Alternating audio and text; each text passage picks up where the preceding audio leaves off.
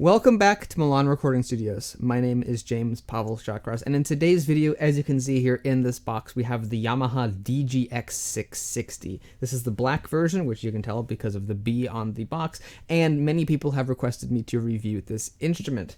Now, this is kind of an interesting instrument, at least to me. On Yamaha's website, they include it in their P-series line of instruments. The lowest end model of that is the P45, up next is the P121, then the 125, then the DGX-660, and then at the highest end of their P-series line, they have the P515. So as you can tell, at least by the naming scheme, the DGX-660 doesn't really quite fit into the mix, and it's more of a distant cousin to something like the P125 and the P515 than it really does fit directly into the P-series line. However, the P, I believe, stands for portable, and as you can see, the name over here says Portable Grand. So that, I believe, is why Yamaha has included the DGX-660 into the P-series line, because the P stands for portable, and the DGX is somewhat portable.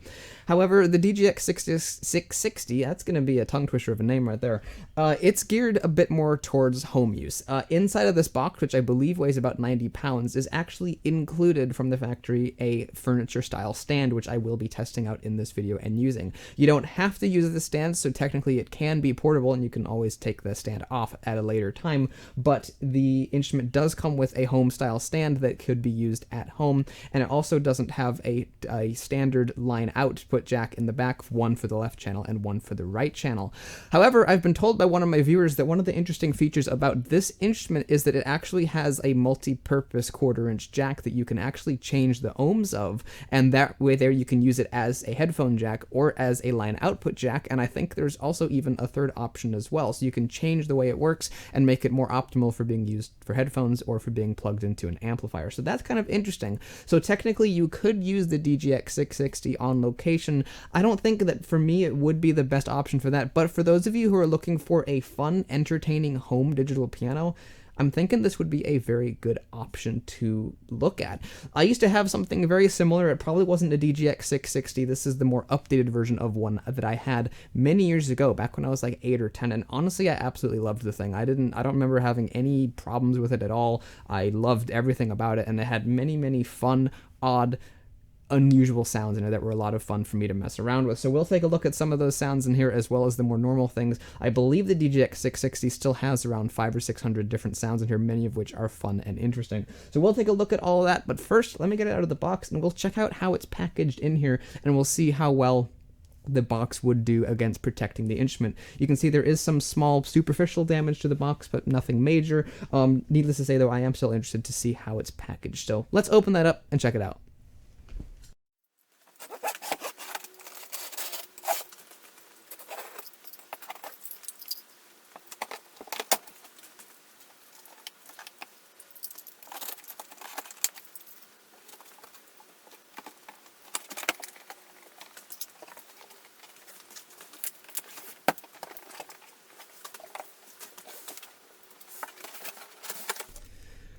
So here is the way the DGX-660 was packaged. They did a very nice job of it. There are actually four large copper staples. Hopefully you can see that they're at the edge of the box, so those gave me a little bit of trouble, but certainly this won't have any issues coming out of the box or most likely getting damaged. The foam here, like I said, there was some superficial damage to the box, so the foam does have some cracks in it, but I don't think the keyboard was damaged at all.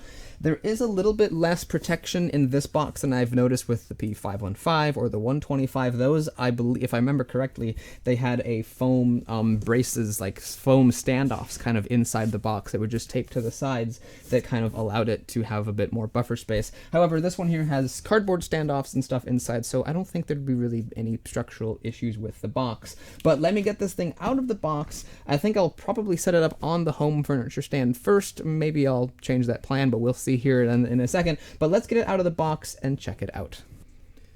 I mentioned that this box for the DGX-660 weighed 90 pounds, and as you can see, we have the keyboard out of it, and the reason it weighs 90 pounds is not because of the keyboard itself. That is actually a pretty standardly heavy keyboard. It's not overly heavy, it's not super light, it's pretty average. But what makes this super heavy is the fact that the stand is actually underneath of here, under this false bottom of the box. So if I take out these foam spacers, which as you can see are, oh, that one's actually broken. They're a little bit more minimalistic than the ones that came in the 125, and they do seem to break a bit more, but they seem to have done their job. Let me get these out of the way. And then there's this cardboard spacer here that can also be tossed away. And with that, this bottom should lift right out. The music stand is taped to it. Looks like a pretty standard music stand. It looks a bit wider than the one that came with like the P45, but the design of it I think is about the same. It could be the same, but it just looks a little bit wider to me for some reason. That was a weird noise there. And then underneath of here, you can see that we have some various stands and supplies. These here, I believe, are the feet that help keep it stable and sturdy. Then there's also, this is the pedal unit, that's the power supply, and then these here are the actual beams for the stand, and I think this is basically just the stand supplies. So you've got the building materials for that here. Let me take a look at these.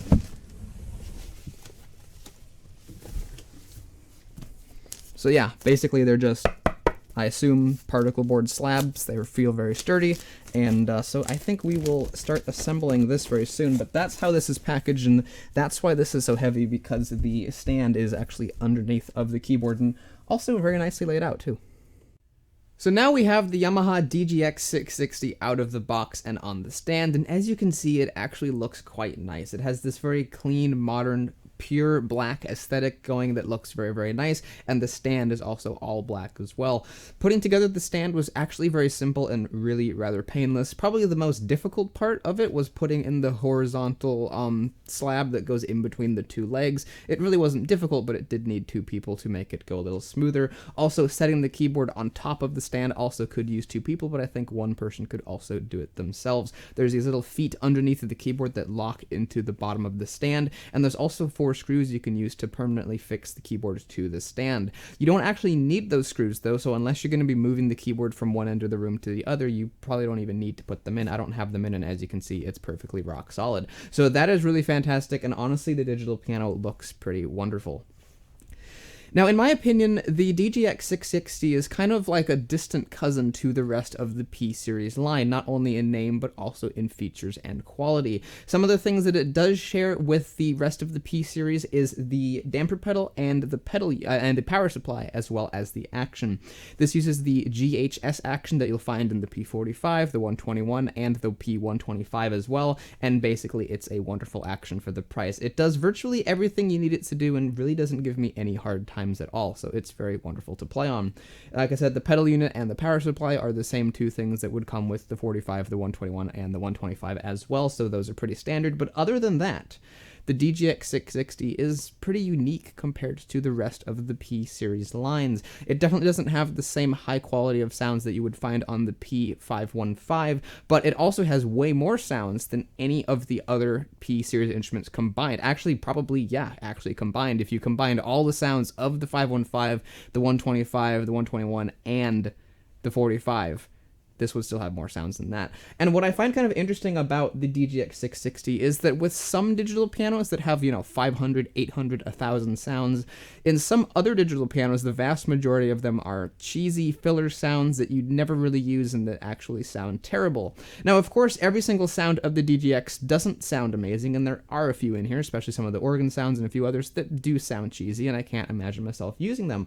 But there are actually quite a few of them, especially the brass, many of the organs, the bass sounds, the acoustic pianos, even some of the electric pianos, and so many more are actually really good, and I could actually imagine myself using them. So I find it really interesting that a vast majority of the sounds in the DGX-660 are actually pretty high quality, and because there's 554 of them, I won't be able to demo each and every single one, but I will run through some of them. For some of these parts, I might just play a few notes on every instrument in a certain section, just to give you a little taste of what the different instruments sound like, but I will play some music on it starting now with the default natural grand piano sound, and we'll see how it sounds.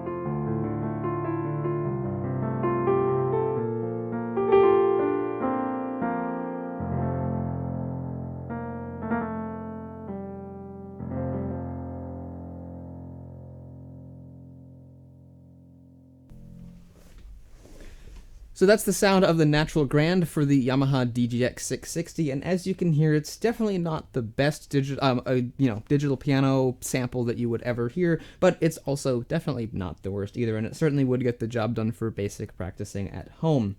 Now, first I wanted to address a couple of questions people have before I moved on with the rest of the review, and one question I often get is, how are you recording these digital pianos? And that's a bit different with the case of the DGX-660. Now, in all of my recent reviews, of course, by popular request, I have been using the direct line outputs in the back of the instrument. Many digital pianos will have a right output and a left output for line outputs in the back of the instrument. These can be used for plugging into a mixer, going into a computer to record directly, or also to plug into amplifiers or a PA system. However, some lower-end instruments like the FP30, the Yamaha P45, and also the DGX-660 don't have two direct outs, but instead will have a headphone jack or some variation thereof. In the case of the DGX-660, it is some variation thereof of a headphone jack. The DGX-660 actually has the ability to go into the menu and scroll around through the categories and actually be able to change the function of this jack. You can actually make it be for a headphone jack, which is in the back of the instrument right here. Kind of an annoying place for a headphone jack, but I guess if your cable's long enough, you could loop it under the instrument and that wouldn't be a problem. You can also set it to be for line out, so plugging into speakers or going into a audio interface. And that is how I have the line jack set up on here. Even though this does have that functionality, I still ran into some issues when I was recording, and honestly, I still feel that the proper two line outputs is superior to a singular line output jack like this one here. So while you technically could use this instrument on location and plug it into an amp, I really don't think that that's really what it's meant to do. I think this is really more of a home use style instrument, and you can definitely tell that also because of the quality of sounds. While they will get you by, they aren't as high quality as you would find in the P125 or the P515, two instruments that definitely could certainly be used for on location work. The other question that people often ask is, what piece were you playing there? The treble test piece is what I just played. It's a piece that I wrote to test out the treble end of pianos, although as I've expanded on it, it's kind of become more of a mid-range test piece as well. Let's move on to, maybe we can move on to another. Actually, you know what? Let's just play another piece here on the natural grand sound, because there's a few different variations of it. There's the live grand piano, the live pop grand piano, the live warm. Actually, you know what? Let me change my mind once again. Let's use the live warm grand. Use a different piano sample here and see how that sounds. Let me play a little excerpt of Debussy's Clair de Lune.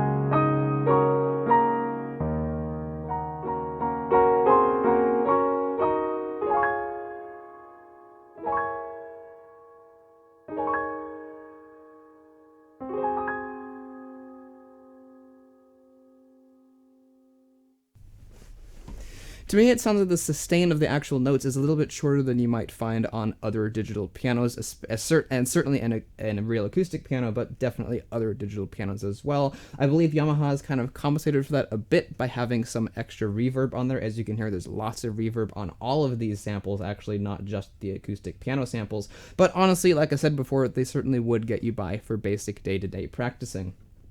If we scroll through here, as I said, there are a massive amount of sounds, so I'm definitely not going to be able to demo each and every single one. There are a number of different electric piano samples, although not as many as you might expect. Let's try out the cool suitcase electric piano here. Just do a little quick test piece of that to see how that sounds.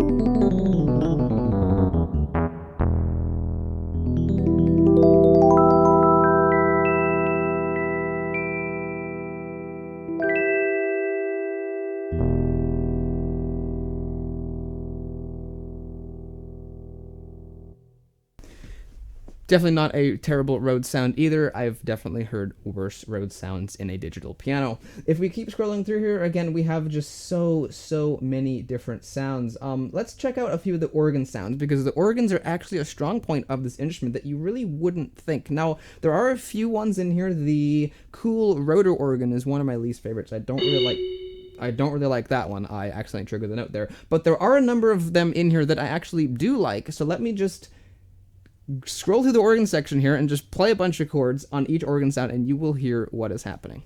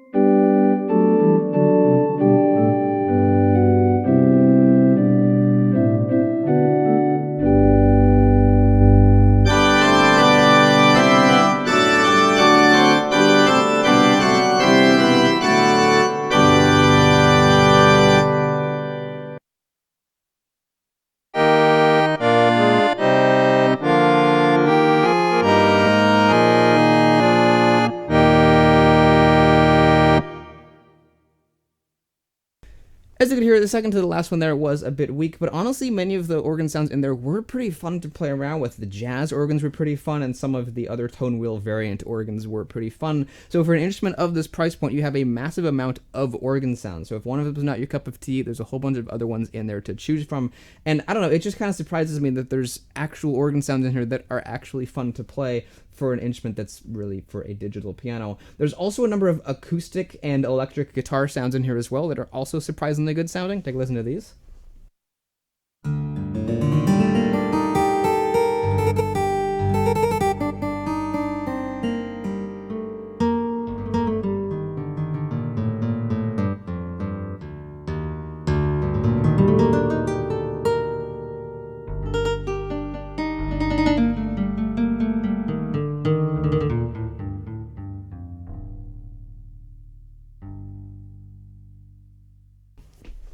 So there's a whole bunch of different guitar sounds in here. There's a massive amount of guitar sounds. Blues guitar is another one that's pretty cool sounding. There's a bunch of guitars. There's also a bunch of bass sounds. And what's kind of odd in the first category of bass sounds here, and yes, there's two categories of bass sounds, is actually the first category is shifted down an octave. So for example, if I play this E on the bass sound and then switch to a piano, you'll see that the piano is an octave higher where it should be, but the bass sound, if I remember correctly, is an octave lower.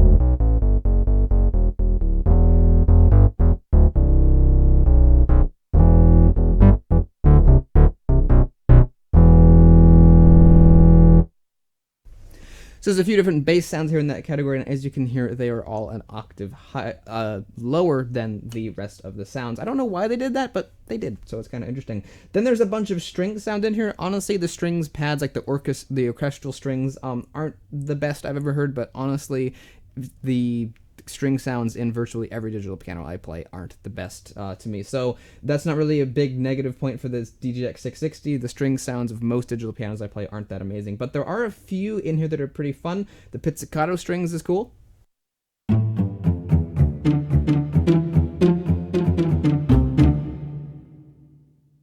And there's a few others in here that are pretty nice as well. You got contrabass, and there's also, like, for example, banjo is mixed in with the violin and contrabass and stuff like that. So sometimes you'll find things in here that are a bit out of where they should be. And then also there's a couple of random choir sounds mixed in with orchestra hits and orchestral sounds. I guess choirs and orchestras do go well together, but there's also a choir section as well for choir pads and other choir stuff, so you'd think that they'd group that all together.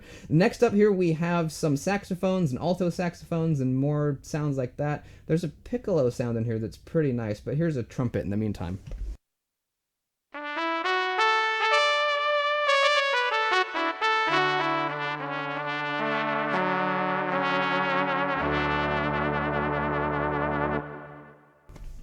Could definitely imagine using that in some way in a song. You could probably, just learn some jazz pieces that have a trumpet line and use the trumpet piece of this instrument to play along with that. Now, also the brass section is a really cool section of this instrument. One of my favorites here is number 112. It's called Sforzando. It sounds really cool.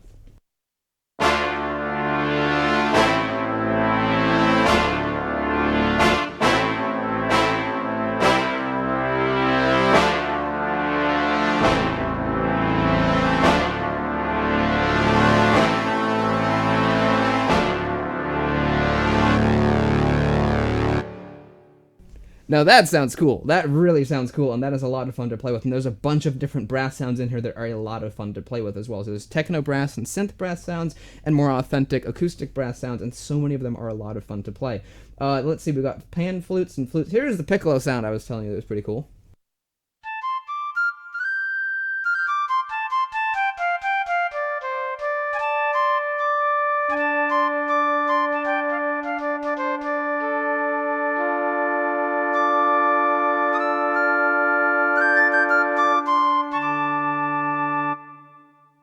Of course, with playing multiple notes, that's more like having 4 or 5 piccolos, but it still sounds pretty cool to me. But like I said, there's a massive amount of sounds. Here we have a lead pads and, synth type of sounds. You got square leads, sawtooth leads, and all sorts of stuff like that.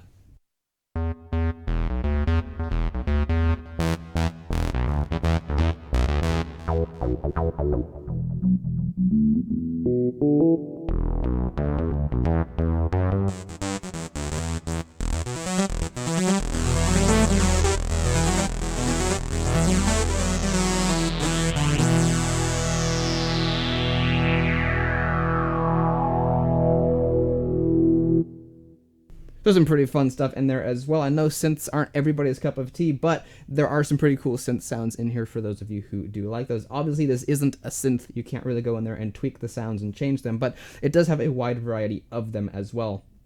Then you have a bunch of pads in here as well, some, acoustic, electric pads, and insomnia pad,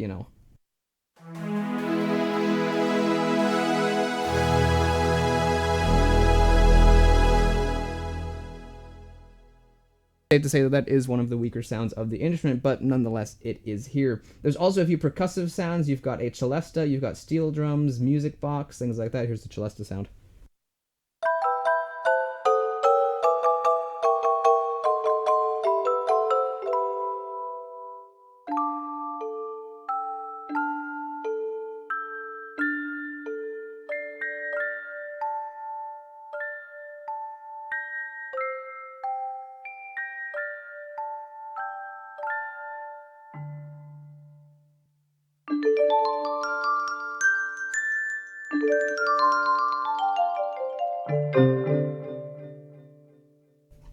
That second one there was the music box sound, so that's a little taste of those. There's also tubular bells, and then we have drum kits of all things. There's actually a few different drum patches in here that literally are a bunch of drum sounds. So you got like a different drum sound for each key. So that's kind of odd. I'm not even sure why that's here, and I'm not even sure how many people would use it, but nonetheless, it is here. Have a listen to that.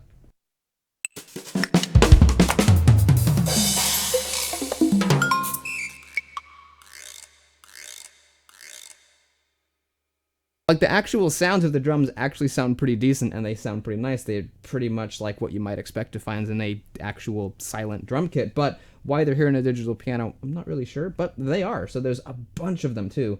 Then there's also some sound effects kits, and then after sound 166, things actually loop back on themselves, which is kind of unusual. So voice number 1 through 166.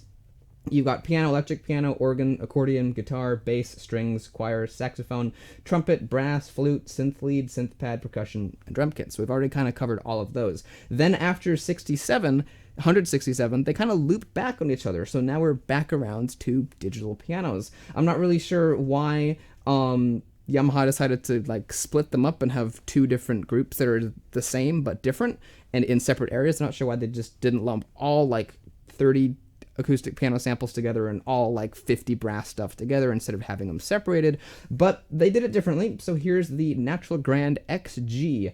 Let's play a little bit more music on here. Let's play my bass test piece.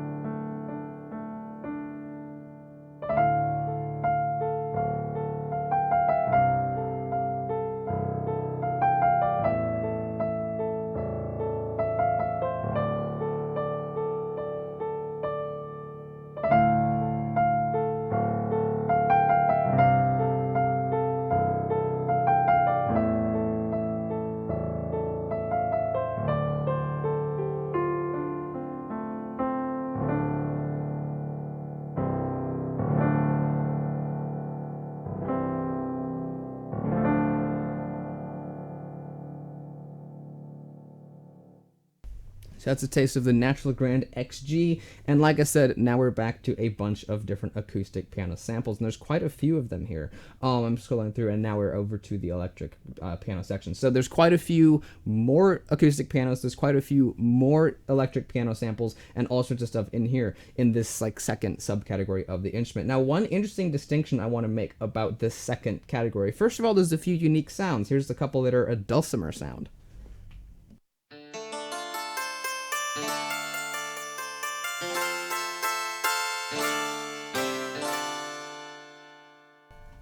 So they've got a few unique sounds in this new category, but one distinction I do want to make here is that, for example, let's take 220, 60s drawbar organ 2. If I play a chord on this is in the second section, this is sound number 220. If I play a note on here and hold the pedal down, watch what happens.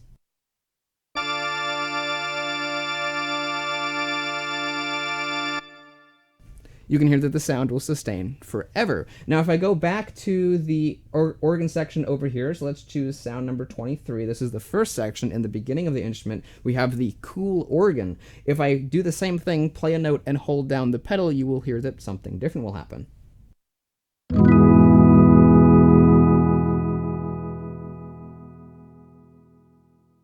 You can hear that the organ sound will fade out. Now, if I go back to 220, so we can pick up back where we left off, then we'll be back where we were before. But that's an interesting distinction that I wanted to make, and the sounds in this second half of the instrument will actually sustain forever, at least the instruments that are capable of doing that, the organs, the brass, the strings, etc. They will all hold infinitely when you press the pedal down, but the ones in the beginning section don't. So that is just kind of an odd, interesting distinction that I did want to make here with this instrument. I don't know why the sounds in the second section behave differently, but they are different sounds, so I guess they should behave differently. As I'm scrolling through here with this wheel, which by the way makes scrolling through the sound so easy because you can just do it so fast, and really good way to change the sounds. We've got more synths, we've got more, what else do we have? There's a lot of synth pads in this second section, so many. I'm still got more. Then we've got some glockenspiels, some pads and things like that, more bells, and there's just a massive amount of sounds. Like I said, I'm skipping over so many of them because I simply can't get to them all, but before I leave off with the sounds, I did want to talk about some of the fun sound effects that are in here.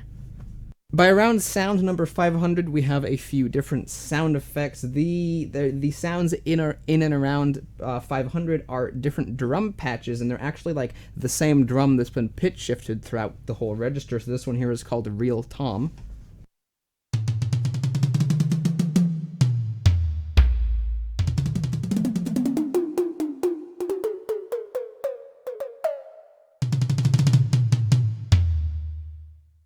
So as you can see, that is there. Honestly, in certain registers, it does sound pretty decent, and then in the high registers, it sounds absolutely hilarious. So why these are here, I'm not sure, but they are here, and they're here to have fun with. So there's got a bunch of different reverse cymbals. Here's a reverse cymbal sound for you.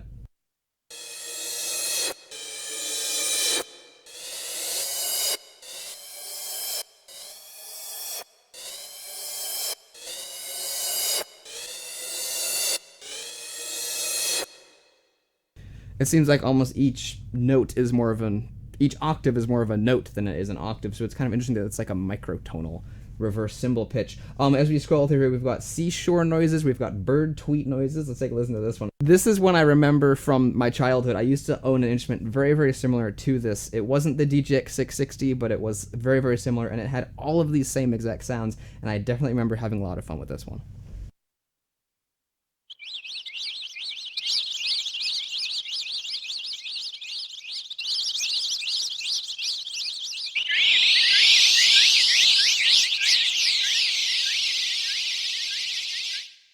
That is funny. I absolutely love that. So that is just really hilarious. So you can do really ridiculous things with the sound in here. There's a helicopter sound effect.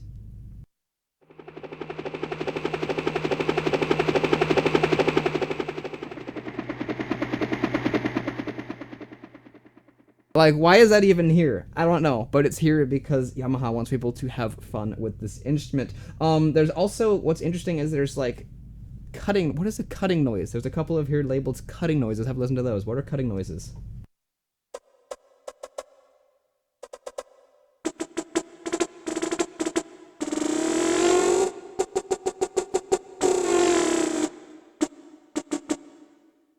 I don't even know what those are supposed to be, but they're labeled as cutting noise. It shows a very grainy picture of a guy that might be holding an electric guitar, so maybe it's like the sound of him cutting the strings when the pickups are active. I don't know what that's supposed to be. Then there's also string slap, and it shows an upright acoustic bass. So that's the string slap sound, and then we also have flute key click, which obviously is the clicking sound of a flute's keys. And then up next, I remember this is something else I used to do. Because the sounds in this category hold infinitely, you can actually create these kind of environments with the sound. So we have a rain shower, we have thunder, and we have wind. So with the combination of the three, you can imitate a rainstorm on this instrument.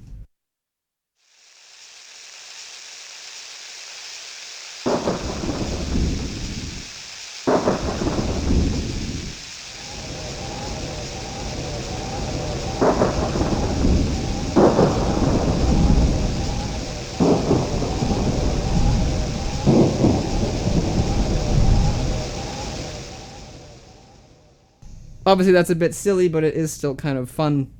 Again, you might be seeing a popular theme here, that the DGX-660 is kind of fun to play around with. Now, let's end this off with a bang, and let me skip here to the very last sound. In the meantime, here's another one that I used to have fun with. There's a scream sound effect.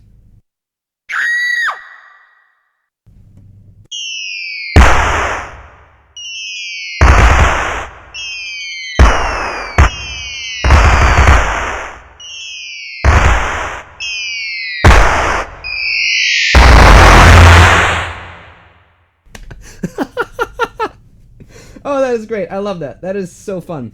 So basically, the DGX-660 is an instrument that you really wouldn't want to be taking out on location. It doesn't have the same professional air that the P125 or the P515 have. It is still perfectly fine for practicing, though. The the acoustic piano samples in this digital piano aren't the best, but they aren't the worst, and they will do you just fine. And the action in here is also perfectly capable of playing most piano repertoire. The very, very highest end of classical music probably wouldn't work too well on here, but most everything else would certainly be fine. And as for a practicing instrument, you definitely could have a lot of fun while practicing this instrument.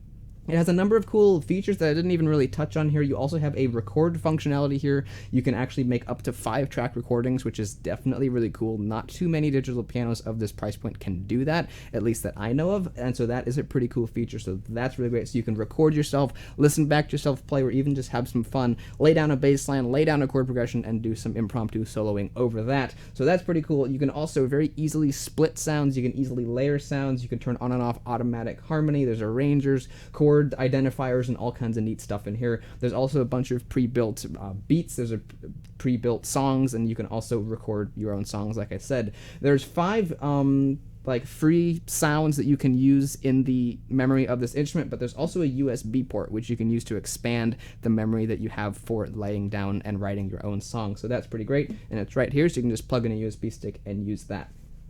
So basically, the DGX-660, long story short, is a really great digital piano for those of you looking for a kind of a home use digital piano. If you're looking for something that's versatile, you probably wouldn't want to consider the DGX-660, and instead, especially if you want Yamaha, look at the P125 or the P515.